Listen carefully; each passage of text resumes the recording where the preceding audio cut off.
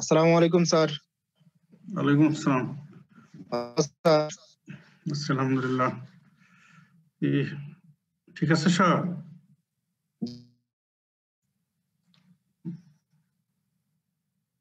Participants 18 দেখা যাচ্ছে। Join করব স্যার আস্তে আস্তে স্যার। ঠিক আছে, আমরা স্টার্ট করে দেই। আচ্ছা, আমরা গত দুই ক্লাসে অ্যান্টিথ্রম্বোটিক, থ্রম্বোলাইটিক্স, অ্যান্টিপ্লেটলেট, অ্যান্টিকোয়াগুলেন্ট, অ্যান্টিফিব্রিনোলাইটিক্স এইসব ডিসকাশন করতেছিলাম। আজকের রেগুলার টপিকস ডিসকাশনে যাওয়ার আগে ওই লিংকের আর একটু কথা বলি। আমরা অ্যান্টিকোয়াগুলেন্ট বলেছি, এখন একটু বলি প্রোকোয়াগুলেন্টস। Procoagulants means drugs or agents that promote coagulation, blood coagulation. Procoagulant. এর মধ্যে ভিটামিন কে আসে। ভিটামিন কে যেহেতু ক্লটিং ফ্যাক্টর সিনথেসিস হেল্প করে, এটা একটা প্রোকোয়াগুলেন্ট। ক্লটিং ফ্যাক্টর কনসেন্ট্রেট,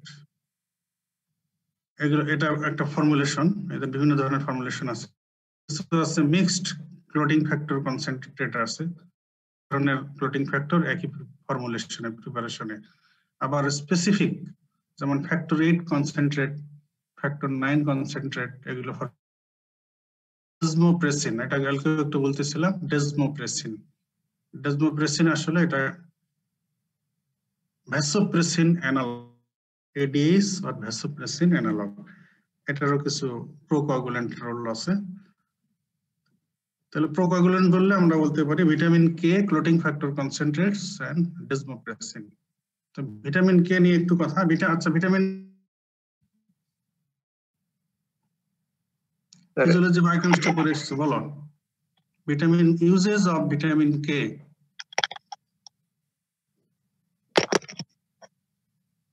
স্যার কে ডিপেন্ডেন্ট ক্লটিং ফ্যাক্টর আছে, তারপরে ওয়ারফারিন ওয়ারফারিন। ইউজ বললে তোমাকে কোনো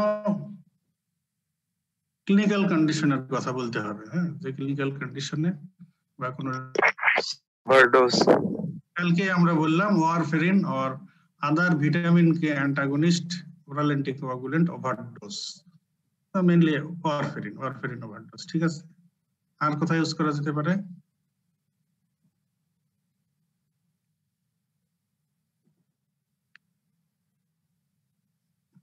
আর কোনটা বলতে পারো? বাচ্চাদের কোথাও ইউজ করতে দেখছো? নিউবর্ন বাচ্চাদের, হ্যাঁ, এটা কেন তোমাদের ফ্যামিলিতে ছোট বাচ্চা কিছু খাওয়াই দিতে দেখো না? জি স্যার, একটা ইনজেকশন। কি সেটা? এটাই তো ভিটামিন কে। ভিটামিন কে কোনাকিয়ন নাকি ইনজেকশন কি, বা কোনাকিয়ন বা কি ইনজেকশন কে1 এইসব নামে পাওয়া যায়। কে1 এখন দিস ইজ ভিটামিন কে। এটা আসলে দেওয়া হয় to prevent haemorrhagic disease of newborn. অনেক সময় ম্যাটারনাল ভিটামিন কে স্টোর যদি কম থাকে, তাহলে ওই বেবির বডিতেও ভিটামিন কে ডেফিসিয়েন্সি থাকে। এই কারণে তার হেমোরেজিক ডিজিজ অফ নিউবর্ন এটা হওয়ার চান্স থাকে, এবং এটা যদি ইন্ট্রাক্রেনিয়াল ডেঞ্জারাস। সেই জন্য এটা প্রিভেন্ট করার জন্য it is practice, routine practice, যে নিউবর্ন বেবিকে এই ভিটামিন কে ইনজেকশন খাওয়াই দেওয়া হয়। যদি এটা ইনজেকশন মানে অ্যাম্পুলে বা সিরিঞ্জে কিন্তু এটা খাওয়ানো হয়, তবে এটা আইএম বা আইভিও দেওয়া যায়। তো নিউবর্ন বেবিকে দেওয়া হয়, এবং এটা ইউজুয়ালি 3টা ডোজ দেওয়া হয়। উইদিন 4 আওয়ার্স অফ বার্থ একটা, উইদিন 4 ডে, আর উইদিন 4 উইকস অফ বার্থ। এই 3টা ডোজ ইউজুয়ালি দেওয়া হয়। ঠিক আছে, তাহলে আমরা ভিটামিন কে তোমরা পড়ে এসছো। ভিটামিন কে বিভিন্ন ফর্ম আছে, যে কে1, ভিটামিন কে1, কে2, কে3। কে1 এর নাম হচ্ছে phylloquinone, that is plant derivative, plant source থেকে যেটা পাওয়া যায়। কে2 হচ্ছে মেনাকুইনন, এটা হচ্ছে গাট ফ্লোরা ভিটামিন কে, সেটার নাম হচ্ছে মেনাকুইনন। আর যেটা synthetic analogue water soluble, this is known as menadion. তাহলে K1, K2, K3 ফাইলোকুইনন, মেনাকুইনন, মেনাডিয়ন। তো প্ল্যান্ট সোর্স থেকে যে ভিটামিন কে পাওয়া যায় বললাম আমরা, green leafy vegetables are good source of phylloquinone. Green leafy vegetables are good source of phylloquinone.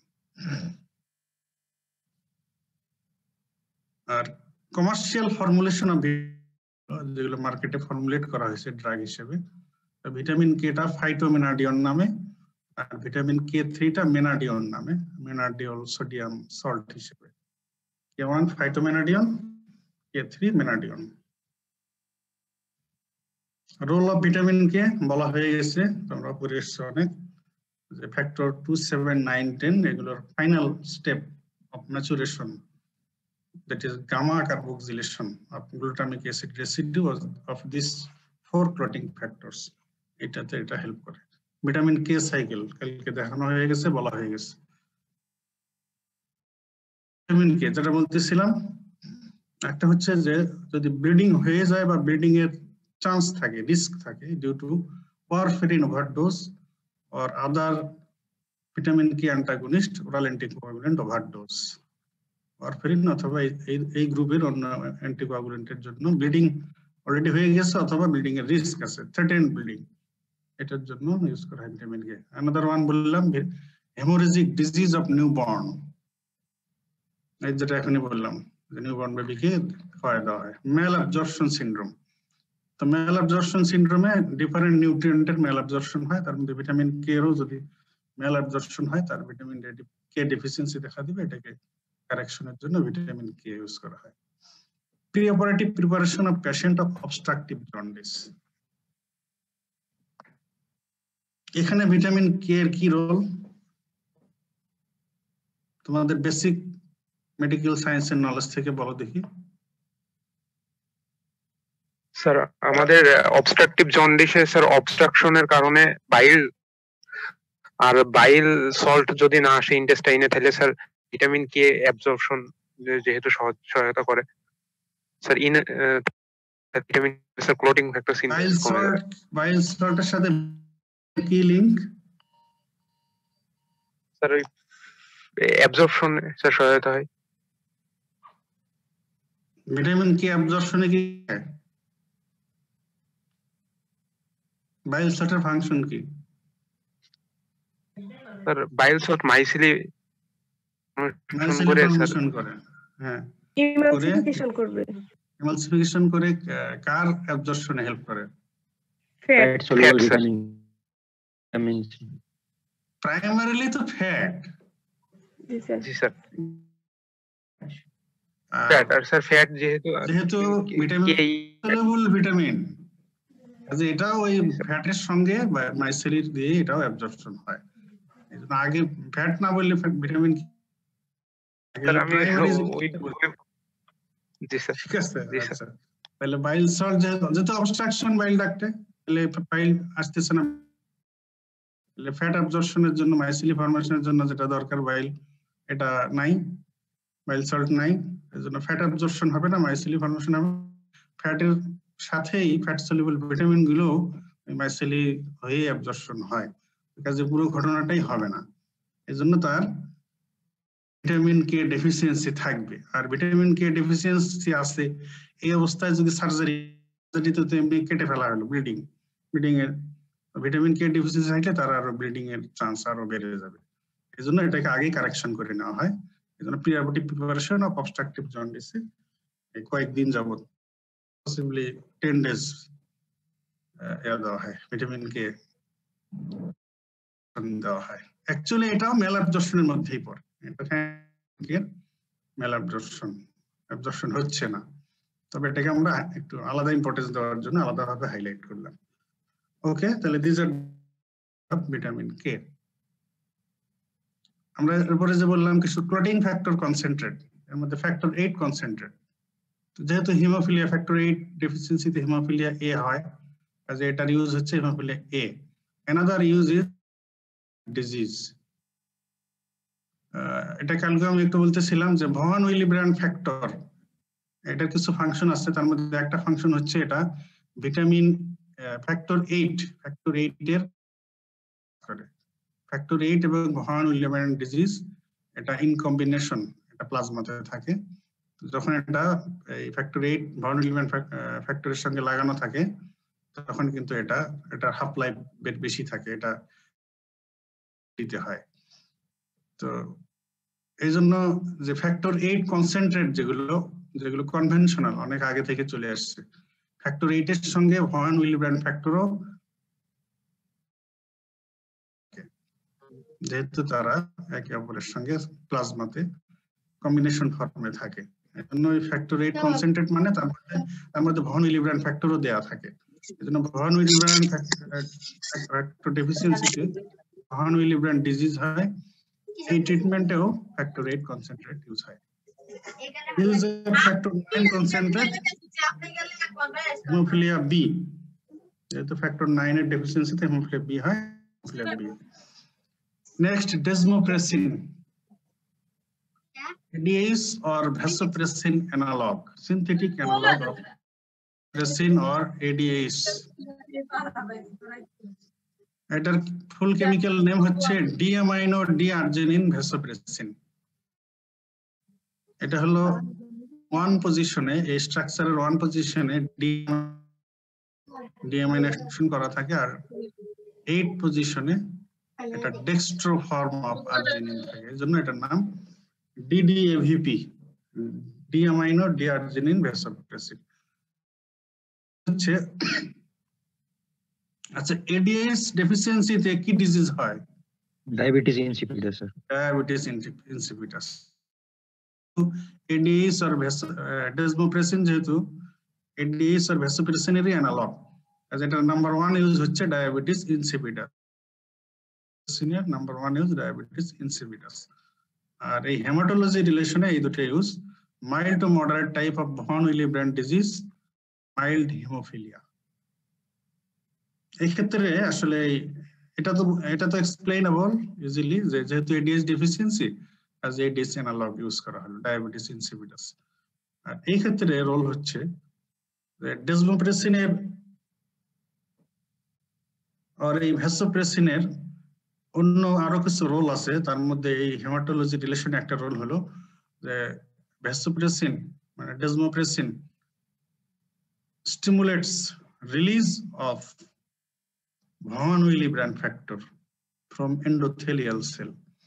Endothelial cell থেকে von William factor এটাকে সে রিলিজ স্টিমুলেট করে, এজন্য মাইল্ড টু মডারেট। এটা আবার পরের গুলোতে না, টাইপ 2 টাইপ 3 গুলো আরো আছে, সেগুলোতে এটা ইফেক্টিভ না। যেটা mild to moderate type 1 von William disease, এটাতে দেখা গেছে যে ডেসমোপ্রেসিন দিলে সেল থেকে কিছু ভন উইলিয়াম ফ্যাক্টর রিলিজ করায় দিল, মোটামুটি ম্যানেজ হয়ে গেল।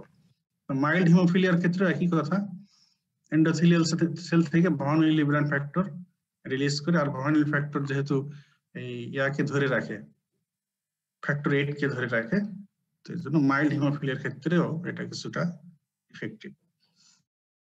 So these are the uses of desmopressin: diabetes insipidus, mild to moderate type 1 von Willebrand disease, and mild hemophilia. এবারে ইন জেনারেল আমরা কিছু কথা বলবো, এগুলো যে সবটাই যে সব ক্ষেত্রে প্রযোজ্য তা না, এক এক ড্রাগ এটা বেনিফিশিয়াল। তো আমরা একটা এট এ গ্লান্স আমরা এটা নিয়ে এসেছি একটা স্লাইডে। Agents, products that may be used to control bleeding কন্ডিশনে, ব্লিডিং কে ম্যানেজ করার জন্য, কন্ট্রোল করার জন্য, ট্রিটমেন্টের জন্য যেসব প্রোডাক্ট বা ড্রাগ ইউজ করা যেতে পারে। অ্যান্টিফিব্রিনোলাইটিক্স, এটা আমরা কালকে বলেছি, এটা ফিব্রিনোলাইসিস কে স্টপ করে দিলে তাহলে ফিব্রিন গুলো আর ভাঙবে না, তাহলে ব্লিডিং কন্ট্রোল হবে। ইনকে এটা তো বলাই হলো, ক্লটিং ফ্যাক্টর 2, 7, 9, 10 সিনথেসিস কে স্টিমুলেট করে দিয়ে প্রোকোয়াগুলেন্ট অ্যাক্টিভিটির মাধ্যমে তারা ব্লিডিং কন্ট্রোলে হেল্প করবে। ক্লটিং ফ্যাক্টর কনসেন্ট্রেট একই কথা, ক্লটিং ফ্যাক্টর ডেসমোপ্রেসিন এখনই বলা হলো। Cryoprecipitate fresh frozen plasma, platelet concentrate whole blood. Cryoprecipitate এখানেও ক্লটিং ফ্যাক্টর গুলো থাকে। ফ্রেশ ফ্রোজেন প্লাজমা, জাস্ট প্লাজমাটাকে ফ্রোজেন করে এর মধ্যে অল ইনক্লুডিং ক্লোটিং ফ্যাক্টরস এগুলো থাকে। আর ক্রায়োপ্রেসিপিটেটে এগুলো সেভারাল টাইমস প্রসেসিং করে এটাতে মেইন ক্লোটিং ফ্যাক্টর গুলো যেগুলো ইউজুয়ালি ডেফিসিয়েন্সি হয়, যেমন ফ্যাক্টর 9, ফিব্রিনোজেন, এছাড়া ভানোলিব্রান ফ্যাক্টর, এগুলো এটাতে থাকে। প্লেটলেট, হোল ব্লাড তো হোল ব্লাড। এছাড়া টপিক্যাল এর জন্য অ্যাড্রেনালিন, এটা মূলত ইউজ হয় ইপিস্ট্যাক্সিস ম্যানেজ করার জন্য।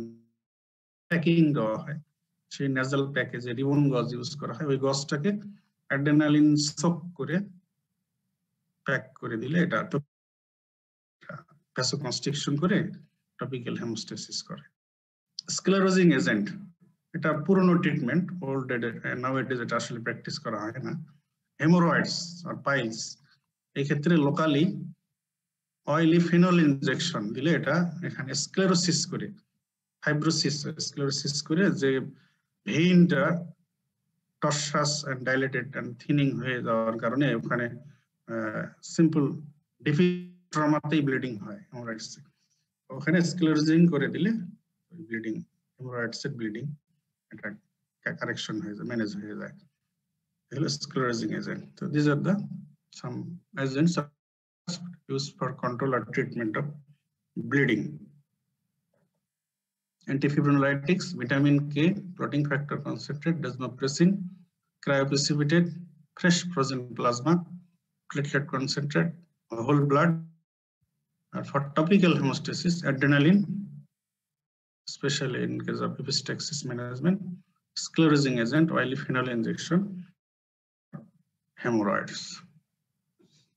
ওকে, গত ক্লাসের লিংকে আমরা কিছু ডিসকাশন করলাম, আজকে আমরা চলে যাই এখন টুডে। স্যার আমাদের যে বলো স্যার একটা কোশ্চেন, স্যার আমাদের অ্যান্টি প্লেটলেট অ্যান্টি কোয়াগুলেন্ট, এটা তো মানে মোটামুটি স্যার এটা তো anti thrombolytic anti thrombotic sir, তো এই দুইটার ভিতরে স্যার এই দুইটার ভিতরে স্যার আমরা কোনটা পেশেন্টকে মানে বেশি দেয়া হয়?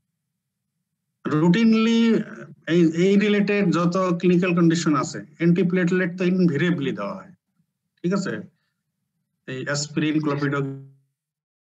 আর অ্যান্টিকোয়াগুলেন্ট হলো কিছু স্পেশাল কন্ডিশনে, যেমন অ্যাকিউট এমআই এর পরে, আনস্টেবল অ্যানজাইনার পরে, তারপরে মিট্রাল ভালভুলার ডিজিজ, এটার কমপ্লিকেশন হয়ে সিস্টেমিক থ্রোম্বোএমবোলিজমের চান্স থাকে, এইসব ক্ষেত্রে দেওয়া হয়।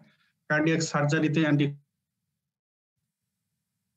ঠিক আছে, যেগুলো মোটামুটি home treatment, out patient department treatment হিসেবে দেওয়া যায়, সেখানে প্লেটলেট ফার্স্ট এইসব ইসকেমিক কন্ডিশন বা থ্রোম্বোএমবোলিক কন্ডিশন এর ক্ষেত্রে অ্যান্টিপ্লেটলেটই ফার্স্ট দেওয়া হয়। আর এর প্লেটলেট তো সব ক্ষেত্রেই লাগে, এর সঙ্গে স্পেশাল কিছু কিছু কন্ডিশনে অ্যান্টিকোয়াগুলেন্টও দেওয়া হয়। কারণ অ্যান্টিকোয়াগুলেন্ট দিলে অ্যান্টিকোয়াগুলেন্টটা এত সহজে দেওয়া হয় না, কারণ এটার রিস্ক আছে, এটার রিস্ক আছে। তারপরে অ্যান্টিকোয়াগুলেন্ট দিলে, অনেক অ্যান্টিকোয়াগুলেন্ট দিলে এটা মনিটর করতে হয়, সেই সব যেখানে সেই ফ্যাসিলিটিস আছে বা যেখানে দিতেই হবে উইথ মনিটরিং, অ্যাকিউট এমআই এর পরে তো দিতেই হবে, আনস্টেবল এনজাইম দিতে হবে, সাথে মনিটরিং যেটা লাগে সেটাও করতে হবে। জি sir. Okay, today's topics for hypothyroidism and drugs for hyperthyroidism. Madam anti diabetic drugs discussion করবেন, আমি এজন্য এটাতে চলে গেলাম। তো থাইরয়েড অ্যানাটমি ফিজিওলজি তো পড়ে আসছো সবাই ভালো করে। থাইরয়েড হরমোন সিনথেসিসে কি লাগে? Thyroid stimulating hormone. হরমোন তো থাইরয়েড হরমোন তো স্টিমুলেট করবে, মানে হরমোনটা তো থাইরয়েড হরমোনটা অ্যামাইনো অ্যাসিড, টাইরোসিন আছে, টাইরোসিন দিয়ে অ্যামাইনো অ্যাসিড, প্রোটিন, থাইরোগ্লোবুলিন আর আয়োডিন লাগে স্যার। আয়োডিন তো একটা specific agent, raw material thyroid hormone, তাই না? আমাদের ডেইলি রিকোয়ারমেন্ট কত আয়োডিনের? Less than salt. আয়োডিনের রিকোয়ারমেন্ট ডেইলি কত?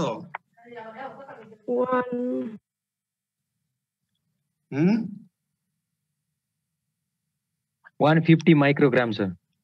Very good 150 microgram per day এটা হচ্ছে রিকোয়ারমেন্ট প্রেগন্যান্সিতে রিকোয়ারমেন্ট বাড়ে না কমে বেড়ে যায় স্যার। প্রেগন্যান্সি রিকোয়ারমেন্ট আরো বেশি এটা এই প্রেগন্যান্সিতে যদি এটার ডেফিসিয়েন্সি থাকে তাহলে কিন্তু ফিটাল ব্রেন ডেভেলপমেন্ট ভালো হয় না সিএনএস ডেভেলপমেন্ট হ্যাম্পার হয়ে যায় পেশেন্ট কিন্তু পরে কি হতে পারে হাবাগোবা ঠিক আছে বাচ্চা আর কি আচ্ছা থাইরয়েড অ্যানাটমি ফিজিওলজি এগুলো আমি পাস করে যাই আয়োডিন মেটাবলিজম পাস করে যাই আচ্ছা বায়োসিনথেসিস অফ থাইরয়েড হরমোন সিনথেসিসের স্টেপস মনে আছে বলো what are the steps of biosynthesis of thyroid hormone sir প্রথমে আয়োডিন পাম্প বলো তারপরে স্যার প্রথমে আয়োডিন ভিতরে ঢোকার পরে স্যার অ্যাক্টিভ হয় আয়োডিন তারপরে স্যার আয়োডিনের সাথে তারপরে টাইরোসিন মিলে স্যার প্রথমে স্যার তোমরা ফিজিওলজি ভালোভাবে পড়ে এসছো না আমাদের টার্ম গুলো বলো থাইরয়েড হরমোন সিনথেসিসের টার্ম গুলো বলো স্টেপ গুলো কি কি আয়োডিন ট্র্যাপিং ছিল আয়োডিন ব্লাড থেকে ফলিকুলার সেল দিয়ে কলয়েডে ঢুকবে তাই না এই পুরো ঘটনা iodine optic sir iodine optic একটা সিম্পল কথা আয়োডাইড ট্র্যাপিং তারপরে কি হবে আয়োডাইডটা আয়োডিন হবে এটা কি অক্সিডেশন আর অক্সিডেশন আচ্ছা হলো এরপরে কি হবে আয়োডিনটা আয়োডিনের সাথে sir tyrosine residue of thyroglobulin molecule এর সঙ্গে বাইন্ড করবে তাই তো এটাকে কি বলে আয়োডিনেশন সিম্পলি আয়োডিনেশন আর একটা সুন্দর ভাষা organification sir very good organification of tyrosine residue of thyroglobulin molecules হয়ে গেল অর্গানিফিকেশন হয়ে কি কি তৈরি হয়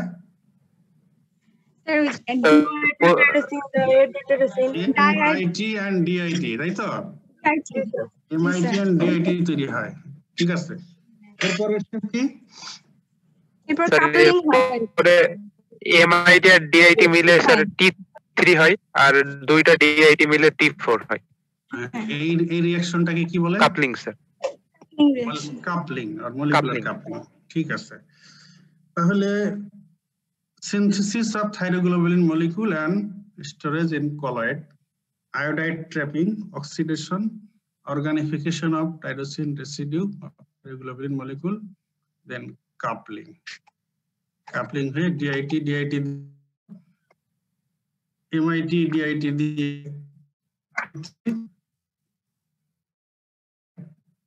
DIT MIT T3 T4 কি তৈরি হয় অল্প পরিমাণে reverse T3 reverse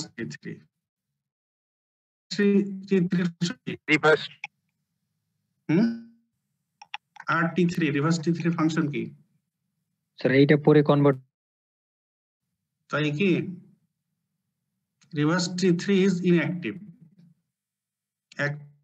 T4 and T3 আর T3 দুটার মধ্যে কে বেশি অ্যাক্টিভ স্যার T4 না T3 কে বেশি অ্যাক্টিভ পরিমাণ বেশি ব্লাডে T4 এর পরিমাণ বেশি ফিজিওলজিক্যালি T4 কিন্তু powerful T3 sir T3 more potent T3 হলো অ্যাক্টিভ ফর্ম আর T4 আসলে প্রো ড্রাগ T4 হচ্ছে প্রো হরমোন আর T3 হচ্ছে অ্যাকচুয়ালি অ্যাক্টিভ হরমোন ঠিক আছে T3 পটেন্ট এরপরে তৈরি হওয়ার পরে স্টোরেজ থাকে কলয়েডে তাই তো থাইরোগ্লোবিন মলিকিউলের সঙ্গে T3 T4 লাগানো অবস্থায় এটা স্টোরেজ থাকে কলয়েডে রিলিজ হওয়ার সময় আগে T3 T4 MIT DIT সব টিজির সঙ্গে লাগানো থাকে থাইরোগ্লোবুলিনের সঙ্গে এই অবস্থায় এটা আপটেক হয় বাই থাইরয়েড ফলিকুলার সেল এরপর উইদিন থাইরয়েড ফলিকুলার সেল দ্বারা এই T3 T4 MIT DIT গুলো আলাদা হয়ে যায় এরপরে রিলিজ হয়ে যায় the process of exocytosis T3 T4 are released into cytosis সার্কুলেশনে T3 T4 এরা কি অবস্থায় থাকে? ম্যাক্সিমাম থাকে প্লাজমা অবস্থা থাকে স্যার। থাকে। কোন প্রোটিনের সঙ্গে বেশি বাউন্ড থাকে thyroid hormone? Sir elbow sir thyroid binding globulin sir. Thyroxine binding globulin এর সঙ্গে বেশি বাউন্ড থাকে বেশি। T4 বেশি বাউন্ড থাকে 99.96%। আর T3 হ্যাঁ আর T3 বাইন্ড থাকে 99.6%। আর 100 কোন থাইরয়েড হরমোন? ফ্রি পোরশনটা। Very good. ওই ড্রাগের আমরা ফ্রি স্যার। যা বলেছি ডিস্ট্রিবিউশন থাইরয়েড হরমোনস আর ফিজিওলজিক্যালি অ্যাক্টিভ। ঠিক আছে, এখন এই conversion of T4 two T3 এটা আমাদের থাইরয়েড হরমোন এমন হরমোন যেটা বডির অলমোস্ট অল টিস্যুস অর্গানসে এটা আসলে তার অ্যাকশন শো করে, তবে কিছু ইম্পর্টেন্ট বেশি অ্যাক্টিভ সেখানে T4 T3 তে কনভার্সন হয়। হচ্ছে liver, skeletal muscle, cardiac muscle and kidney, এইসব জায়গায় কনভার্সনটা বেশি হয়। এখানে এনজাইম হচ্ছে iodotyrosine dehydrogenase or iodotyrosine dehydrogenase. T3 is 4 times more potent than T4. Acts on nuclear receptor. আমরা রিসেপ্টর ক্লাসিফিকেশন দেখিয়েছি যে রিসেপ্টরে নিউক্লিয়াসে কার কার রিসেপ্টর থাকে, তার এক্সাম্পল কিন্তু ছিল সব amino acid tyrosine. Thyroid hormone হচ্ছে tyrosine derivative. T3 acts on nuclear receptor. Peripheral metabolism of thyroid hormone MIT-DIT এরা ডিআয়োডিনেস এনজাইম দ্বারা মেটাবোলাইজড হয়ে যায়। যে আয়োডিনটা ফ্রি হয়ে যায় সেটা আবার নেক্সট থাইরয়েড হরমোন সিনথেসিসে ইউজ হতে পারে। Mechanism of action T4। তো মেকানিজম বলতে গেলে আগে আমরা কনভার্সনের কথা বলি। T4 is converted into T3 by the enzyme deiodinase within the cell. Conversion এর পরে it enters cell, enters nucleus, binds with nuclear receptor. Nuclear receptor এর সাথে bind করে, নিউক্লিয়াস এর ঢোকার পরে এটা activates DNA. DNA activation followed by translation, which is followed by synthesis of new protein. And these newly synthesized proteins exert the physiological or pharmacological effects of T4 or thyroxine. তাহলে T4 T3 তে conversion হলো, এই T3 which is the active form and nucleus then binds with the nucleus, then activates DNA.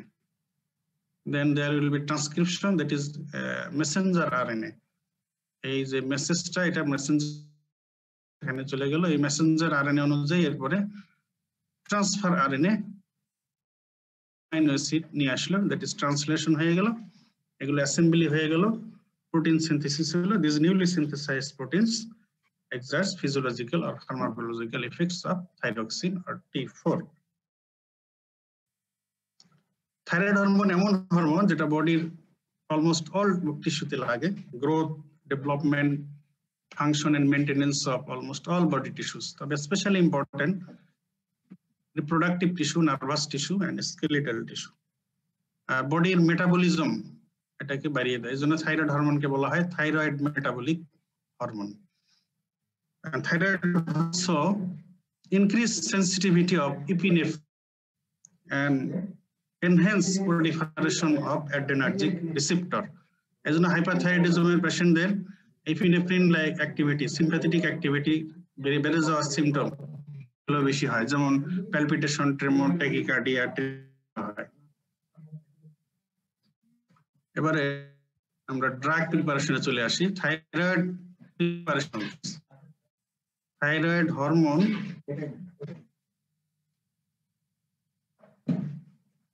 আচ্ছা এটা একটু অন্য room ready আছে, ওই রুম ওখানে যায়, এখানে সাথে কাজ করবে, ডিস্টার্ব হবে। ল্যাপটপটা এরকম না মুছে দেন তো, পাশের রুমটা মুছে দেন আর বসবে চেকটা চ্যাট টেবিলটা না, ঠিক আছে, এগুলো কাজ আবার হইতে হবে। হ্যাঁ হ্যাঁ, ওইটা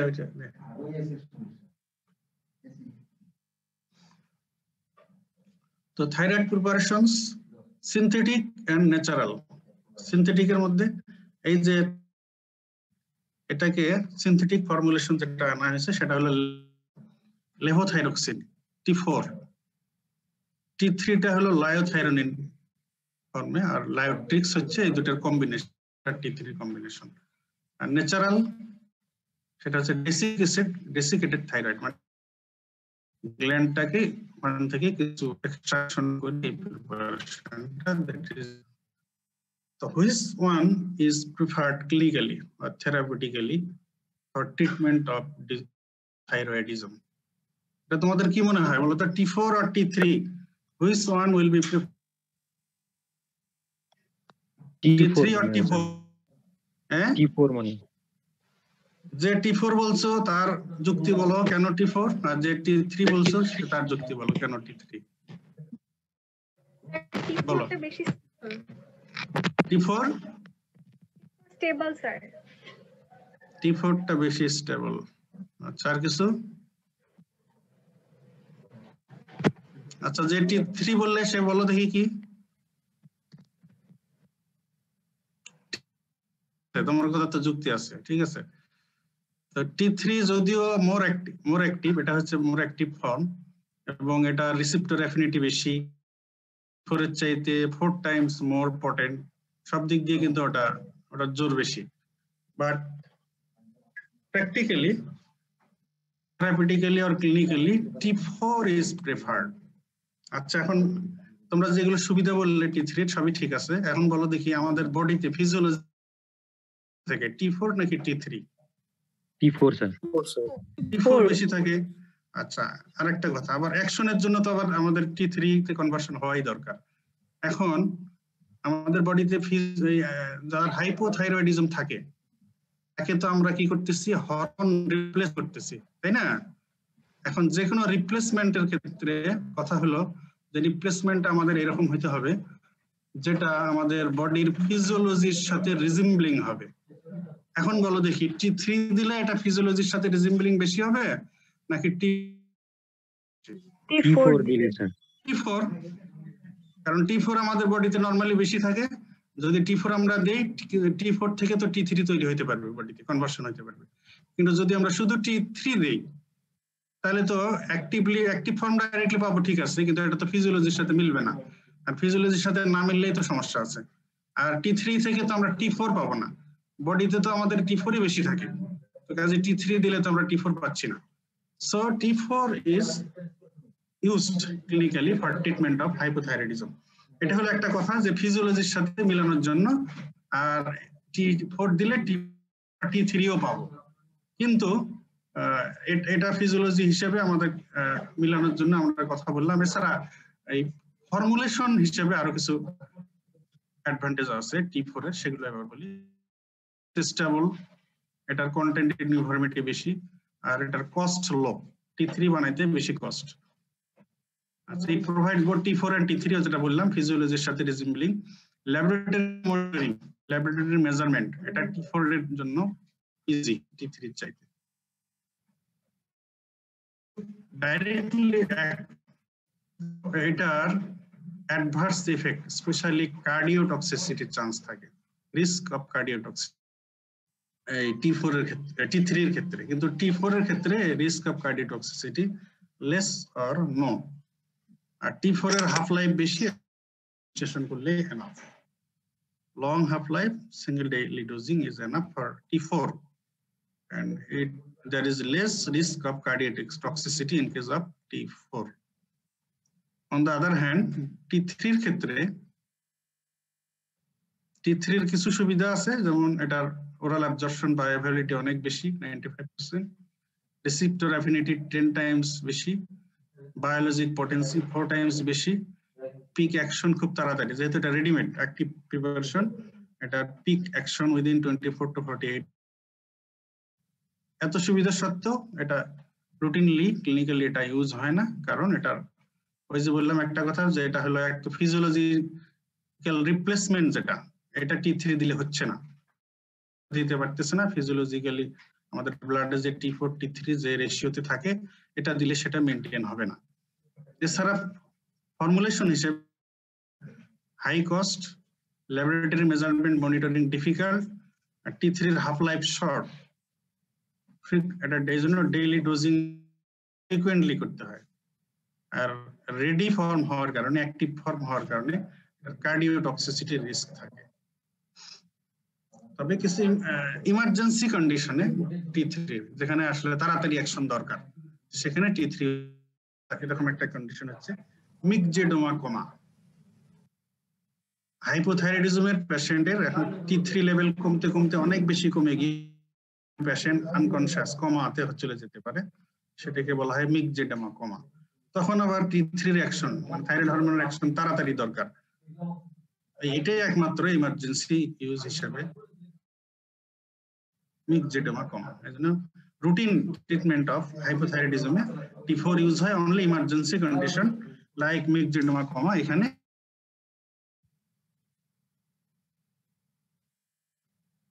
use of লেভো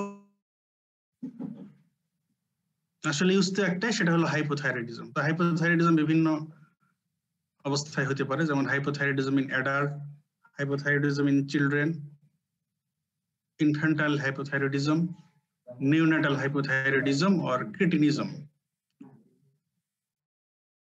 Neonatal hypothyroidism and congenital hypothyroidism or cretinism সবই মূলত হাইপোথাইরয়েডিজম, বিভিন্ন আলাদা আলাদা করে একটু বলা হলো, হাইলাইট করা হলো। অ্যাডাল্ট হাইপোথাইরয়েডিজম, চিলড্রেনে hypothyroidism, neonatal congenital hypothyroidism or cretinism। এগুলো হচ্ছে T4 এর ইউজ, দ্যাট ইজ লেভোথাইরক্সিন। আর T3 এর ইউজ ওই যে আমি একটাই বললাম, মিগজেডোমা কোমা। Liothyronine or triiodothyronine or T3 এর ইউজ হচ্ছে myxedema coma. Adverse effects of levothyroxine. Thyroid hormone, এটা তো আসলে thyroid hormone supplementation, levothyroxine administration করা। কাজে হাইপারথাইরয়েডিজমের যা ফিচার্স, লেভোথাইরক্সিনের অ্যাডভার্স ইফেক্টস তাই। Tremor, palpitation, tachycardia, sweating, nervousness, restlessness, tachycardia, arrhythmia, atrial fibrillation হতে পারে। of ischemic heart disease, precipitation of heart failure.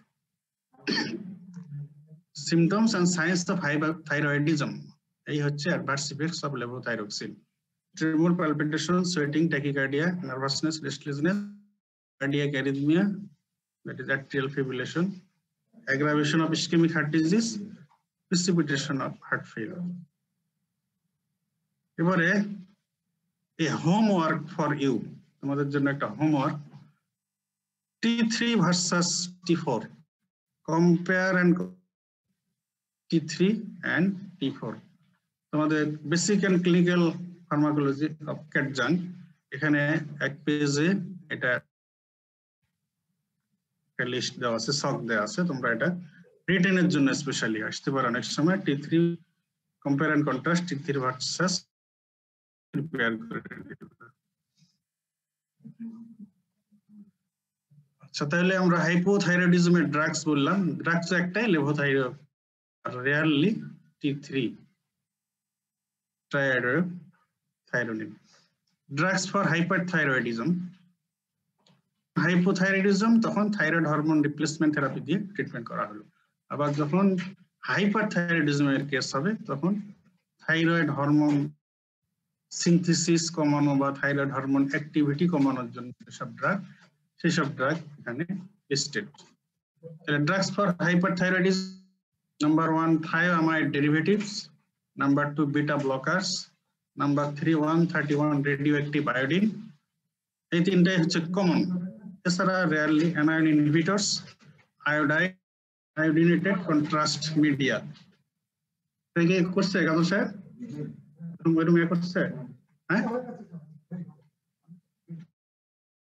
কতক্ষণ না যদি ওইরকম করছে কিনা?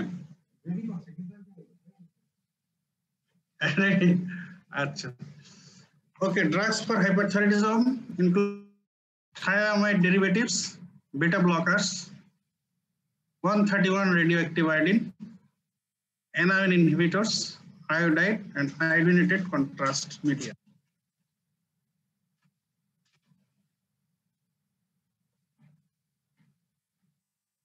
Thiamide derivatives এর মধ্যে আছে কার্বিমাজল, মেথিমাজল and propyl thiouracil. কার্বিমাজল, মেথিমাজল and thiamide derivatives. Beta blockers এর মধ্যে propanolol, nadolol. Propanolol commonly used হয়. Radioactive 131 iodine, 131 iodine radioactive. Anion inhibitors এর মধ্যে সব anion, perchlorate, pertechnetate, thiocyanate ion, potassium iodide, and iodinated contrast media. এগুলোর মধ্যে first three groups is important: thiamide derivatives, carbimazole, methimazole, propyl thiouracil, beta blockers, propanolol, nadolol, and 131 radioactive iodines.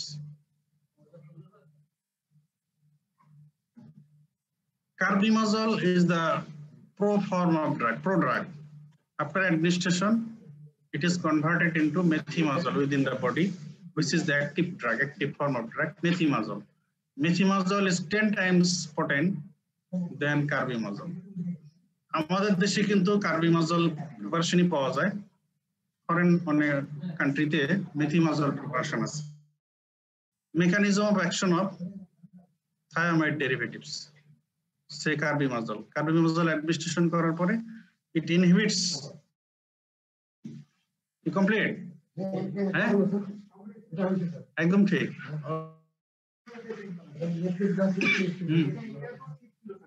হ্যাঁ কয়দিন আগে তো কাজ, ঠিক আছে, তো ওটা দেখেন। Thank you, okay, thank you. Sorry রুমে একটু ওই কাজ চলতেছিল, এই জন্য একটু ইন্টারাপশন হলো তোমাদের। আচ্ছা, আমরা তাহলে, আচ্ছা তোমরা কি লাইনে আছো? জি স্যার। জি স্যার। আচ্ছা, carbimazole is converted into active drug methimazole. Methimazole inhibits iodide trapping. Thyroid hormone synthesis is a step, iodide trapping. It also inhibits organification or iodinification of tyrosine residue of thyroglobulin. A step ke inhibit kore আর এর suppressive action আছে। এটা হলো trap antibody titre, এটা কি common. আচ্ছা, তোমরা কি hyperthyroidism হয় এরকম একটা ডিজিজের নাম জানো, clinical condition? Very good. Graves ডিজিজের প্যাথোজেনেসিস জানো কি? অত ডিটেলস আমি চাচ্ছি না, আমি ইন শর্ট চাচ্ছি যে তোমাদের আইডিয়াটা আছে, তাহলে এই লাইনটা বুঝতে পারবে যদি জানা থাকে আর কি। তোমরা আচ্ছা সেদিক দিয়ে না, আরেক দিক দিয়ে আসি। তোমরা কি হাইপার সেন্সিটিভিটি রিঅ্যাকশন করছো মাইক্রোবায়োলজিতে? জি স্যার। করছো? টাইপ 2 হাইপার সেন্সিটিভিটি রিঅ্যাকশনের এক্সাম্পল হিসেবে কি গ্রেভ ডিজিজ পড়ছো? নাকি অত দূর ঢুকতে পারো নাই? আচ্ছা যাক, আমি তোমাদের জাস্ট একটু বলে দিচ্ছি। সেটা হলো যে এই গ্রেভস ডিজিজের প্যাথোজেনেসিসটা আসলে ওই হাইপার সেন্সিটিভিটি রিঅ্যাকশন দিয়ে এক্সপ্লেইন করা হয়। টাইপ 2 হাইপার সেন্সিটিভিটি রিঅ্যাকশনের একটা গ্রেভস ডিজিজ। তো এখানে কি থাইরয়েড স্টিমুলেটিং রিসেপ্টর এর এগেইনস্ট অ্যান্টিবডি ফর্মেশন হয়, অটো অ্যান্টিবডি। তো রিসেপ্টরের এগেইনস্ট অ্যান্টিবডি ফর্মেশন হয়। তো অনেক ক্ষেত্রে আমরা মনে করি যে অ্যান্টিবডি ফর্মেশন হলে এটা তো যার এগেইনস্ট অ্যান্টিবডি তৈরি হয় তাকে ব্লক করে দেয়, ওর অ্যাকশনকে স্টপ করে দেয়। কিন্তু এখানে অ্যান্টিবডির নেচারটা ডিফারেন্ট। সাধারণত ব্লকিং অ্যান্টিবডি আমরা মনে করি, কিন্তু এটা হচ্ছে স্টিমুলেটরি অ্যান্টিবডি। এজন্য antibody against thyroid stimulating hormone, এটা হলো অ্যান্টিবডি দ্যাট এজন্য thyroid stimulating hormone receptor against antibody তৈরি হয়ে এই অ্যান্টিবডি যখন thyroid stimulating hormone receptor present on thyroid follicular cells এর সাথে বাইন্ড যেহেতু স্টিমুলেটরি, তো তারা থাইরয়েড ফলিকুলার সেলকে স্টিমুলেট করে, থাইরয়েড ফলিকুলার সেলকে স্টিমুলেট করে হাইপারপ্লাসিয়া করে, তখন থাইরয়েড ফলিকুলার সেলের অ্যাক্টিভিটি বেড়ে গিয়ে বেশি বেশি থাইরয়েড হরমোন তৈরি হয়, এই হয়ে যায় thyroidism in case of graves disease. তো এই অ্যান্টিবডিটাকে বলা হয় ট্র্যাপ। ট্র্যাপ মানে হলো টি তে থাইরয়েড স্টিমুলেটিং হরমোন রিসেপ্টর আর এবি তে অ্যান্টিবডি, তার মানে thyroid stimulating hormone receptor antibody titre. ওই কার্বিমাজলের কিছুটা ইমিউনোসাপ্রেসিভ অ্যাকশন আছে, বডি ফরমেশন হওয়া কমায় দেয়, অ্যান্টিবডি টাইটার ব্লাডে কমিয়ে দেয়। যদি এটা অত বেশি সিগনিফিকেন্ট না, কিছুটা আছে। মেইন ইফেক্ট আসলে এটাই, ইনহিবিশন অফ আয়োডাইড পরে ইনহিবিশন অফ অর্গানিফিকেশন আর iodinification, ultimately inhibit synthesis of thyroid hormone, এইভাবে এটা কাজ করে। Adverse effects of carbimazole. কার্বিমাজলের অ্যাডভার্স ইফেক্ট অনেক সময় খুব, কার্বিমাজল পেশেন্টকে প্রেসক্রাইব করলেই তাকে কিন্তু ইনস্ট্রাকশন দিয়ে দিতে হয়, এই কিন্তু হতে পারে, এরকম হলে আপনি ওষুধ বন্ধ করে আমাদের সঙ্গে তাড়াতাড়ি যোগাযোগ করবেন।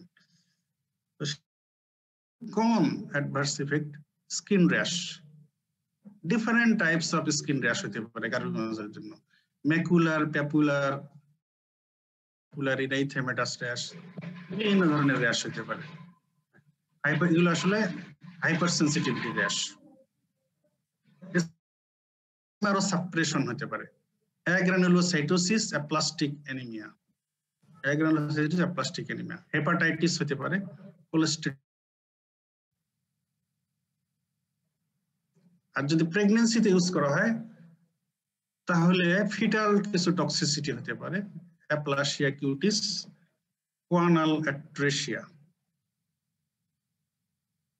অ্যাপ্লাসিয়া কিউটিস, কোয়ানাল অ্যাট্রেসিয়া যদি প্রেগন্যান্সিতে ইউজ করা হয়।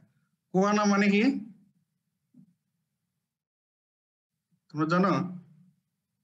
From your knowledge of anatomy, what is posterior, ওই যে নোজের পোস্টেরিয়র ওপেনিং কে কোয়ানা বলেছে। posterior nasal orifice, posterior nasal orifice কোয়ানা বলে।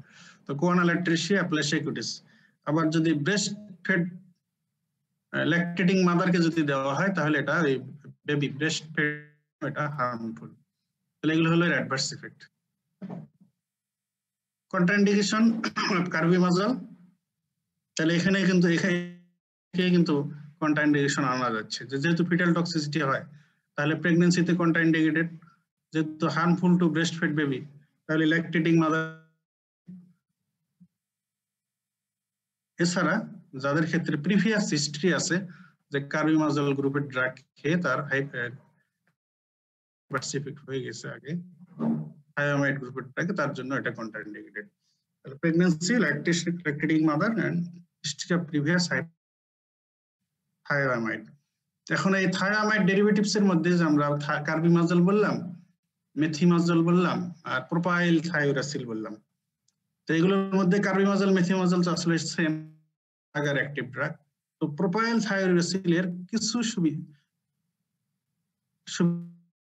যেমন এটার অ্যাডভার্স ইফেক্ট কিছু কম, স্কিন র্যাশ, অ্যাগ্রানুলোসাইটোসিস, হেপাটাইটিস এগুলো হতে পারে, তবে skin rash, agranulocytosis, aplastic anaemia এগুলোর চান্স কার্বিমাজলের চাইতে প্রোপাইল থায়োরাসিলে কম।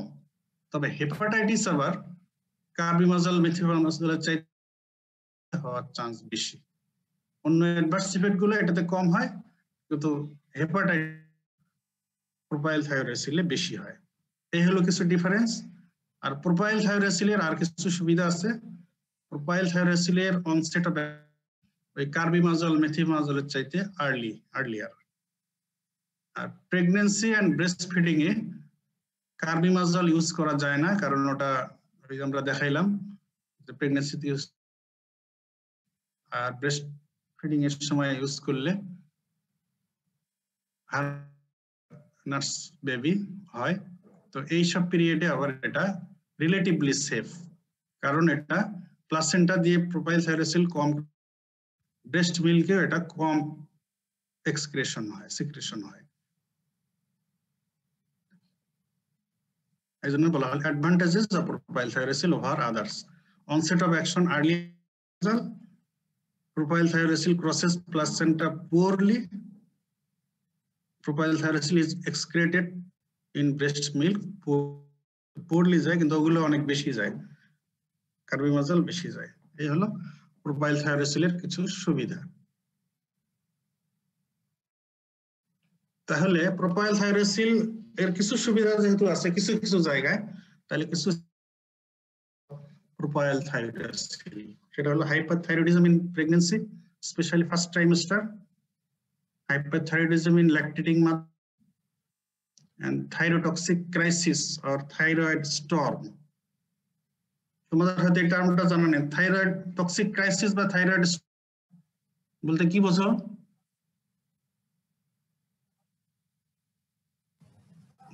আইডিয়া আছে স্যার? Aggressive hyperthyroid. হ্যাঁ, হাইপারথাইরয়েডিজম যখন খুব সিভিয়ার হয়ে যায়, severe acute exacerbation, severe symptom, একদম কার্ডিয়াক অ্যারিথমিয়া এই ধরনের পর্যায়ে, হার্ট ফেলিউর হয়ে যায় বা সিএনএস ম্যানিফেস্টেশন হতে পারে, সিরিয়াস, তখন হসপিটালাইজ করতে হয় সব পেশেন্টকে এবং আর্লি একদম প্রম্পট র্যাপিড ট্রিটমেন্ট দিতে হয়। তো সেই ক্ষেত্রে যেহেতু আমরা দেখলাম থাইরোসিলের অনসেট অফ অ্যাকশন কার্বিমাজলের চাইতে আর্লিয়ার, এই জন্য এই ক্ষেত্রে এটার indication crisis or thyroid storm এই ক্ষেত্রে ইউজ। আর হলো যেহেতু কার্বিমাজলে আদার অ্যাডভার্স ইফেক্ট এগুলো বেশি হয়, তো এমন ওই skin rash, bone marrow suppression, এগুলো অ্যাডভার্স ইফেক্ট যদি কার্বিমাজলের কারণে হয়, সেই ক্ষেত্রে অল্টারনেটিভ হিসেবে প্রোপাইল থাইরয়েড। হেপাটাইটিস এর ওগুলোতে হেপাটাইটিস হয়ে গেছে, তখন কিন্তু অল্টারনেটিভলি এটা ইউজ করা যাবে না, কারণ এটা দিয়েও হেপাটাইটিস আরো বেশি সিরিয়াস হয় প্রোপাইল থাইরোসিল। তাহলে hyperthyroidism in pregnancy, especially first trimester, hyperthyroidism in lactating mother, thyrotoxic crisis or thyroid storm, adverse reaction except hepatitis due to carbimazole. এবারে বিটা ব্লকার্স আমরা থেকে পড়ে আসতেছো যে বিটা ব্লকারের ইন্ডিকেশনের মধ্যে একটা ইন্ডিকেশন বলা হচ্ছে থাইরয়েডিজম আর থাইরোটক্সিকোসিস। এখানে মূলত প্রোপানোলল ইউজ হয়, ন্যাটোনল ইউজ করা যেতে পারে, ওটার ইউজ কম, প্রোপানোললই ইউজ হয় মেইনলি। এখন যদি কোশ্চেন করা হয় role of beta blocker in hyperthyroidism, answer কি হবে? স্যার এটা non selective beta, sir receptor mediated sir. আমাদের নন সিলেক্টিভ বিটা ব্লকার তো স্যার হচ্ছে বিটা 1, বিটা 2, বিটা 3, আর এই রিসেপ্টর তো স্যার আমাদের ওই যে ব্রেইনের ওই রিসেপ্টরকে ব্লক করে দিলে স্যার তখন আমাদের অ্যাংজাইটি, ট্রিমর, পালপিট, আর স্যার যেহেতু ওই যে আমরা অ্যাড্রেনালিন এর কারণে স্যার প্যালপিটেশন এগুলো হয়, এটাও বিটা ব্লকারই করে। আচ্ছা ঠিক আছে, thank you.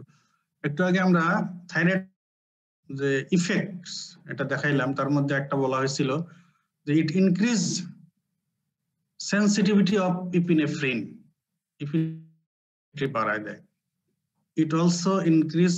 It also causes proliferation of adrenergic receptor, তার মানে adrenergic নাম্বারও বাড়ায়, আবার ওই রিসেপ্টরে ইপিনেফ্রিন অ্যাকশন করবে, এই সেনসিটিভিটিকে বাড়ায় দেয়। এই কারণে থাইরয়েড এই sympathetic over activity like symptom গুলো হয়, tremor, tachycardia, palpitation, nervousness, excitement এগুলো হয়। তো যদি সেই বিটা রিসেপ্টরকে আমরা ব্লক করে দিই, তাহলে ওই ইফেক্ট গুলো অ্যামিলিওরেটেড হয়ে যাবে, ওই ইফেক্ট গুলো কমে যাবে। তাহলে due to increased sensitivity to epinephrine and proliferation of adrenergic receptor, তো বিটা ব্লকারস এলিভেট। তবে এটা মনে রাখতে হবে বিটা ব্লকার কিন্তু আসলে কোনো স্পেসিফিক ট্রিটমেন্ট না হাইপারথাইরয়েডিজমের জন্য, কারণ তারা যে ড্রাগ গুলো হরমোন লেভেল কমাইতে পারবে, হরমোন সিনথেসিস কমিয়ে দিয়ে, এগুলো হচ্ছে স্পেসিফিক ড্রাগ। আর এই গ্রুপের ড্রাগ হচ্ছে আমরা বললাম থায়ামাইড ডেরিভেটিভস। বিটা ব্লকার হলো এই সিম্প্যাথেটিক ওভার অ্যাক্টিভিটির লাইক ফিচার গুলো, এগুলোকে এলিভেট করবে, কিন্তু তারা হরমোন লেভেল করবে না। এজন্য এটা ইউজ হয় আসলে টেম্পোরারি বেসিসে, শর্ট টার্ম বেসিসে। যেমন আমরা পেশেন্টের ক্লিনিক্যাল ফিচার দেখে আমরা মনে করতেছি যে এটা হাইপারথাইরয়েডিজম হবে, তো এখন আমরা আমরা তার ব্লাড স্যাম্পল পাঠিয়ে দিয়েছি হরমোন অ্যানালাইসিসের জন্য, থাইরয়েড প্রোফাইল দেখার জন্য। এই পিরিয়ডটা পেশেন্ট যে তার প্যালপিটেশন হচ্ছে, এই পিরিয়ডটা পেশেন্টকে সিমটম কিছুটা রিলিফ দেওয়ার জন্য এই বায়োকেমিক্যাল কনফার্মেশন হওয়া পর্যন্ত বা হওয়ার পর কার্বিমাজল দিয়ে দিলাম, এটার অ্যাকশন হয়তো কিছুদিন সময় লাগতে পারে। এই পিরিয়ডটা কভার দেওয়ার জন্য বিটা ব্লকার ইউজ হয় হাইপারথাইরয়েডিজম। তাহলে use of beta blocker in hyperthyroidism, awaiting for biochemical conversion of hyperthyroidism, যেটা বললাম। থাইরোটক্সিক ক্রাইসিস, হ্যাঁ ওই থাইরোটক্সিক ক্রাইসিসে আবার সিভিয়ার সিমটম থাকে এবং এর বেশিরভাগই তো এই যে সিম্প্যাথেটিক ওভার অ্যাক্টিভিটিস, এগুলো থেকে পেশেন্টকে রিলিফ দেওয়ার জন্য ওই ক্ষেত্রেও যেমন ওদিকে অ্যান্টিথাইরয়েড ড্রাগ হিসেবে ওই প্রোপাইল থাইরোসি ইউজ করার কথা বলা হয়েছে, কার্বিমাজল ইউজ করা হয়, সাথে বিটা ব্লকার ইউজ করা হতে পারে। অ্যানাদার ওয়ান হচ্ছে যে পেশেন্ট একটা হাইপারথাইরয়েডিজম পেশেন্ট অনেক সময় কিন্তু সার্জারি লাগে, তো সেই সার্জারির আগে প্রিপেয়ার করার যে পিরিয়ডটা, এই পিরিয়ডটাতে এডিশনাল ড্রাগ হিসেবে। আরেকটা হলো যে রেডিও অ্যাক্টিভ আয়োডিন 130, কিছু পেশেন্টের হাইপারথাইরয়েডিজম ট্রিটমেন্টে রেডিও অ্যাক্টিভ আয়োডিন 1 এটা দেওয়া হয়। তো এটা এক ডোজ দিলে এটার অ্যাকশন আসতে 1 থেকে 3 মাস সময় লাগে। 131 রেডিও অ্যাক্টিভ আয়োডিন দেওয়ার পরে এটার ইফেক্ট ফুললি পেতে তো এই পিরিয়ডটা কভার দেওয়ার জন্য অনেক সময় বিটা ব্লকার ইউজ করা হয়।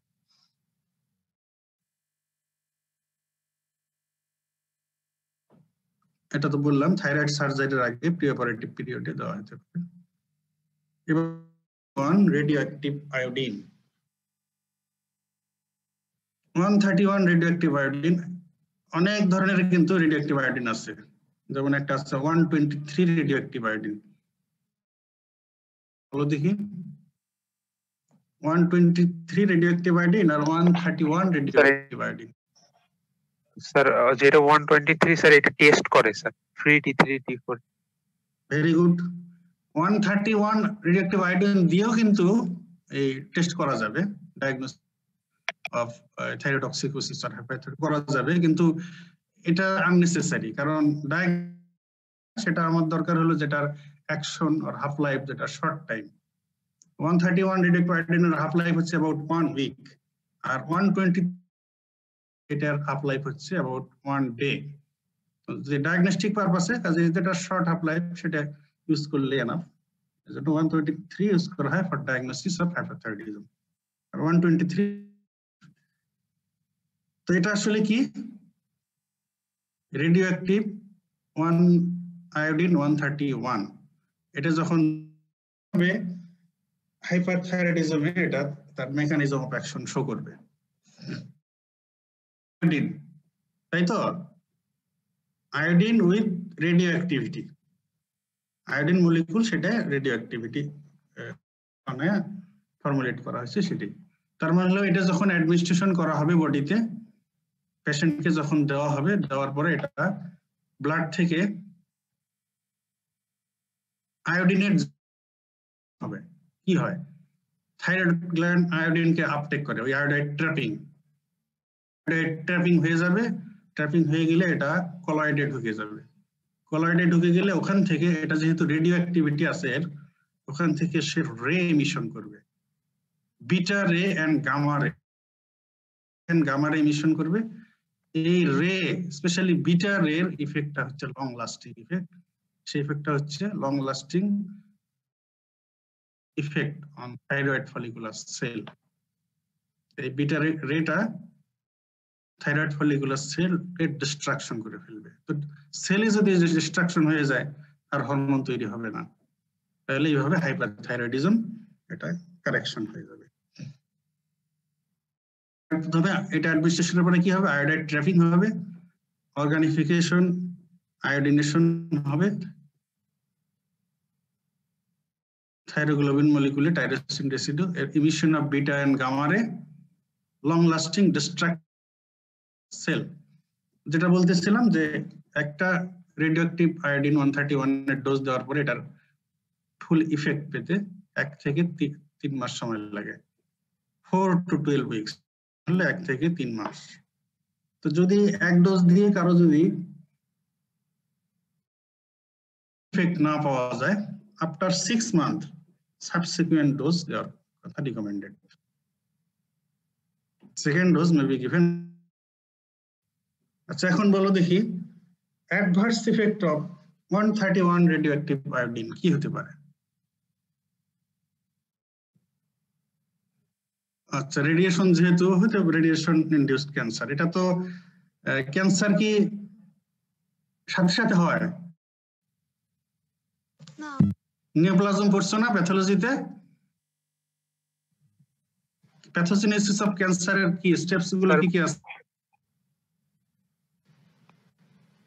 কেমিক্যাল কার্সিনোজেনেসিসের ক্ষেত্রে বলো, বা রেডিয়েশন যে কোনো কার্সিনোজেনেসিস ধরি, কেমিক্যালটা তো বেশি এক্সপ্লেইন করা যায়, কিন্তু পরে সিঙ্গেল একটা ডোজ দিলেই কি হয়ে যায়? কার্সিনোজেনিক এজেন্টও যদি হয়, সিঙ্গেল ডোজ দিলে কি কার্সিনোজেনেসিস হয়ে যায়?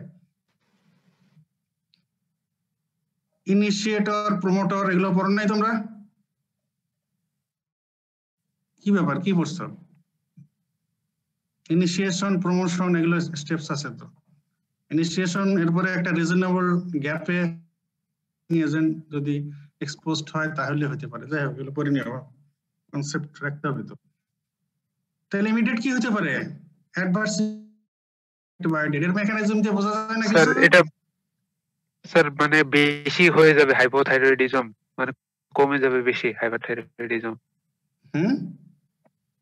কথাটা ক্লিয়ার করে বলা স্যার মানে ধরতে পারছি। স্যার হ্যাঁ sir hypothyroidism sir. Very good. Permanent hypothyroidism হয়ে যেতে পারে, কারণ এই যে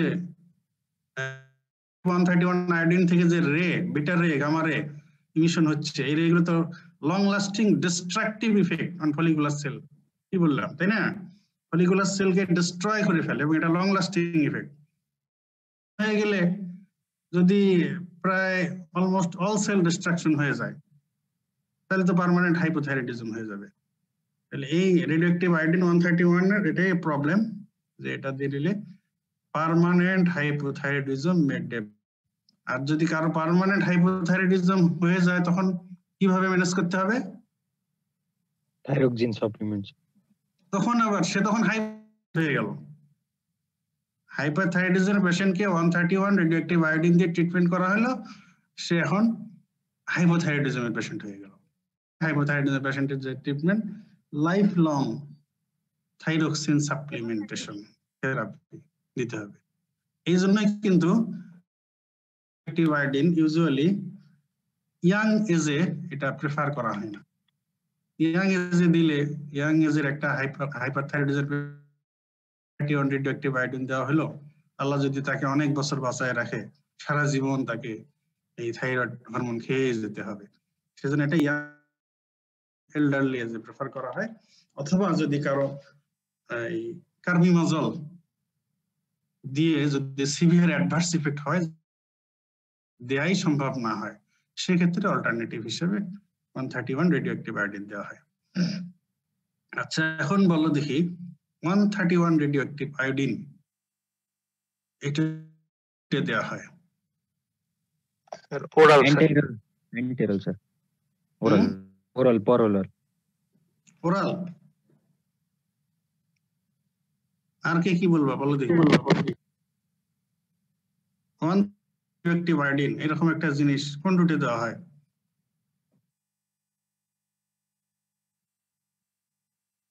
বলো বলো।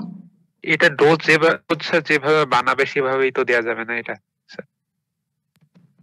ডোজ যেভাবে বানাবে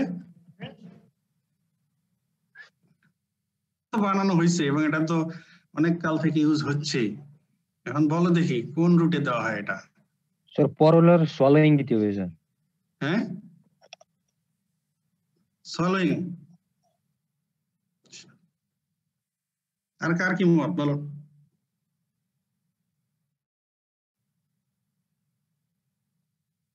কারো কথা নাই?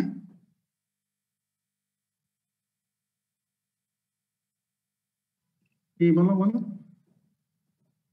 Roll number? আচ্ছা, তোমাদের তো এখন ওয়ান বলা মুশকিল, আছে কোন ব্যাচের? আচ্ছা, ফরিদ আছো? ফরিদ, জি স্যার, আসি স্যার। হ্যাঁ বলো, তোমার কি মত? স্যার এটা সোয়ালিং এ দেওয়া সম্ভব না স্যার, কি কোন রুটে দিতে হবে বলো? এটা প্যারেন্টাল রুটেই মনে হয় দিতে হবে স্যার। প্যারেন্টাল রুটে মনে হয়, ঠিক আছে, তাই না? আচ্ছা শোনো, যে তোমরা হয়তো বেশি কথা বলতেছো না দেখি। 31 রেডিওঅ্যাক্টিভ আয়োডিন, যখনই এটার কোশ্চেন আমরা জিজ্ঞেস করি স্টুডেন্টদের, প্রায় স্টুডেন্টই এটা দেখছি যে ইট শুড বি গিভেন প্যারেন্টারালি, তাই না? কারণ এর নামটা শুনে আসলে এটা যে ওরালি হতে পারে এটা মনে করা কষ্টকর। নাম শুনলে মনে হয় এটা প্যারেন্টারালি দিতে হবে, বাট স্যার রেডিও অ্যাক্টিভ বিষয় আছে তো এই জন্য স্যার। হ্যাঁ, রেডিও অ্যাক্টিভ শুনলে সবাই মনে করবে এটা তো ওরালি কেমনে সম্ভব, তাই না? But it is given and its formulation is liquid formulation. বুঝতে পারছো?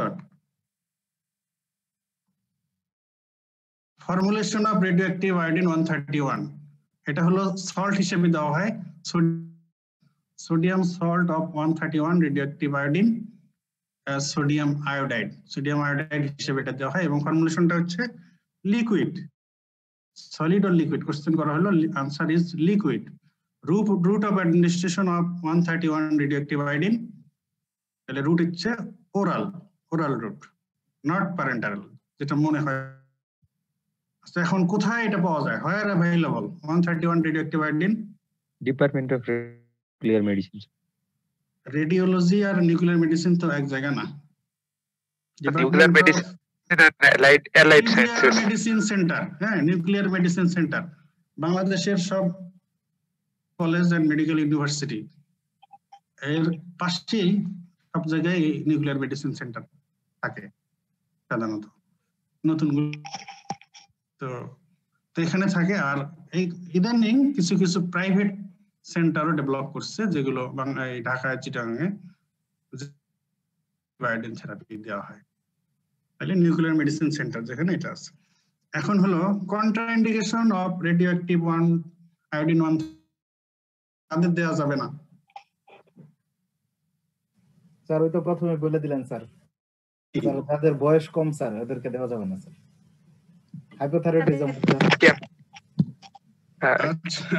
প্রেগন্যান্সিতে স্যার, হ্যাঁ ওটা হলো নট প্রেফার্ড, প্রেগন্যান্সিতে কন্ট্রাইন্ডিকেটেড স্যার। কন্ট্রাইন্ডিকেশন, প্রেগন্যান্সিতে absolutely contraindicated. 131 radioactive iodine is absolutely contraindicated. এছাড়া শুধু তাই নয়, প্ল্যান্ড প্রেগন্যান্সি উইদিন 6 মান্থ এরকম যদি হয় তাহলেও কন্ট্রাইন্ডিকেটেড। এছাড়া তারপর ল্যাকটেটিং মাদার, ঠিক আছে। তাহলে contraindications of 131 radioactive iodine, planned pregnancy within 6 month, lactating mother. এবারে আসে precautions after 131 radioactive iodine therapy. 131 পেশেন্টকে খাওয়াই দেওয়া হলো, এরপরে তাকে কিছু প্রিকশন নিতে হবে, করবেন না। তার মধ্যে একটা হলো not to be pregnant within 6 month in case of female, not to be father in case of at least 6 month. মানে অ্যাকচুয়ালি এটা দ্বারা বোঝানো হচ্ছে avoid sexual intercourse for at least 6 month. একটা পুরুষ পেশেন্টকে, মেল পেশেন্টকে যদি রেডিওঅ্যাক্টিভ আয়োডিন 131 দেওয়া হয় তাহলে অ্যাট লিস্ট 6 মান্থ তাকে সেপারেট থাকতে হবে। Avoid contact with pregnant women for at least 1 week, avoid contact with baby for at least 1 week. These are the precautions. Not to be pregnant for at least 6 months in case of female, not to father baby for at least 6 months in male, pregnant lady for 1 week, and avoid contact with baby for at least 1 week. Sir এখানে contact বলতে sir কি বুঝাইছে sir? মানে separate থাকবে, যে রুমে ওই patient থাকবে সেই রুমে বেবি যাবে না, যে রুমে পেশেন্ট থাকবে সেই রুমে লেডি যাবে না। কারণ ওই যে রেডিয়েশন, তো জি স্যার, এই রেডিয়েশন ইমিট হতে পারে তার বডি থেকে, এবং এটার ঝুঁকিটা থাকে 1 সপ্তাহ পর্যন্ত। এই জন্য জি আর স্যার কি। বুঝতে পারছি। আর এই 6 মাসের বিষয় যেটা, এটা হলো যে পেশেন্টের মেল আর ফিমেলের উপরে যে রেডিয়েশনের যে ইফেক্টটা তার বডির সেলের উপরে, including in case of male sperm, এর উপরে যে রেডিয়েশনের ইফেক্টটা থাকবে, এই কারণে এই টাইমটা অ্যাভয়েড করতে বলা হয়েছে। Sir drugs for hypothyroidism and drugs for sir hyperthyroidism শেষ করলাম। Thank you very much. হ্যাঁ বলো বলো কি বলছো? আমাদের এই হাইপারথাইরয়েডিজমের ট্রিটমেন্ট দেওয়ার পরে স্যার কি রকম, মানে এটার স্যার পেশেন্ট ভালো হয় কি রকম স্যার এটাতে, মানে পেশেন্টকে একেবারে সুস্থ হয়ে যায় স্যার? হাইপোথাইরয়েডিজমের পেশেন্ট, আমি আমার প্র্যাকটিক্যাল লাইফে আমি অনেক পেশেন্ট, এখন আমার অনেক হাইপোথাইরয়েডিজমের পেশেন্ট আছে, হাইপারথাইরয়েডিজমের পেশেন্ট আছে। তো ডায়াগনোসিস করে এটা ম্যানেজ করা, ট্রিটমেন্ট দেওয়া, ফলো আপ করাটাও ইজি এবং পেশেন্টের ইমপ্রুভমেন্টটাও খুব ভালো বোঝা যায়। তো হাইপোথাইরয়েডিজমের ট্রিটমেন্ট হচ্ছে হরমোন রিপ্লেসমেন্ট, তাই না? Thyroid hormone physiological replacement. এটা কিন্তু ট্রিটমেন্টটা দেওয়াটাও ইজি এবং পেশেন্টের জন্য কোনো একটা অ্যাডভার্স ইফেক্ট ইউজুয়ালি হয় না। একান্ত ওভারডোজ না, ওভারডোজ হয়ে বিচার হয়, এই ডোজ অ্যাডজাস্ট করলে হয়। স্যার এটা নাকি দেখা যায় যে ভালো হয়ে যায়, হ্যাঁ একদম ভালো হয়ে যায়। তবে হাইপোথাইরয়েডিজমের ট্রিটমেন্ট তো লাইফ লং, তার থাইরয়েড হরমোন তৈরি হয় না, এজন্য লাইফ লং তাকে থাইরয়েড হরমোন 3টে ট্যাবলেট, 2.5 ট্যাবলেট, 2 ট্যাবলেট, এইভাবে লাইফ লং তাকে মেনটেন করতে হয়। যখন হরমোন লেভেল নরমাল হয়ে যায়, যে লেভেলে তার হরমোন লেভেল নরমাল থাকে, এরপরে ওই লেভেলে ড্রাগ লাইফ লং মেনটেন করতে হয়। কারণ কিছুদিন পর পর হরমোন লেভেল করে দেখতে হয়। কিন্তু হাইপারথাইরয়েডিজমের পেশেন্টের ক্ষেত্রে ট্রিটমেন্টের রেসপন্স করে ভালো, ঠিক আছে, কিন্তু কিছু রিস্ক আছে। এই যে যেমন বললাম, নজলের ক্ষেত্রে অ্যাডভার্স ইফেক্ট গুলো, skin rash, bone marrow suppression, hepatitis, আবার প্রোপাইল থাইরয়েডের ক্ষেত্রে অনেক সময় সিভিয়ার হেপাটাইটিসও হয়।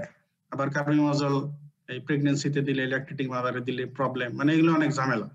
হাইপারথাইরয়েডিজমের পেশেন্টের ট্রিটমেন্টে পেশেন্ট রেসপন্ড করে, এই অ্যাডভার্স ইফেক্ট, কিছু রিস্ক, কিছু কমপ্লিকেশন, এগুলো অনেক সময় হয়। তারপরে এই রেডিওঅ্যাক্টিভ আয়োডিন 131 দিলে আবার এই যে পার্মানেন্ট হাইপোথাইরয়েডিজম হয়ে যায়। এগুলো কিন্তু এইসব hypothyroidism and hyperthyroidism patient diagnosis করতে পারলে এটাও ক্রেডিট, এবং ট্রিটমেন্ট করতে পারলে একদম যে সিমটম একেবারে প্রুভ করে, এটাও কিন্তু ভেরি ইন্টারেস্টিং। পেশেন্টরাও খুব প্লিজড হয়ে যায় এবং যে ট্রিট করে, যে ম্যানেজ করে, সেই ডক্টরও খুব ইমপ্রুভমেন্ট হয়। এবং আমাদের দেশে কিন্তু, এবং বিশেষ করে আমাদের নর্দার্ন এরিয়াতে, আমাদের নর্থ বেঙ্গলে, তো এগুলোর ইনসিডেন্ট পাওয়া যায় বেশি। সব জায়গায় আছে, আমাদের দেশে বেশি পাওয়া যায়। Okay, thank you very much. Thank you. তোমরা তাহলে নেক্সট ম্যাডামের ক্লাস করো, টাইমলি জয়েন করো পরের সপ্তাহে ইনশাআল্লাহ। জি স্যার, আসসালামু আলাইকুম। আসসালামু আলাইকুম স্যার।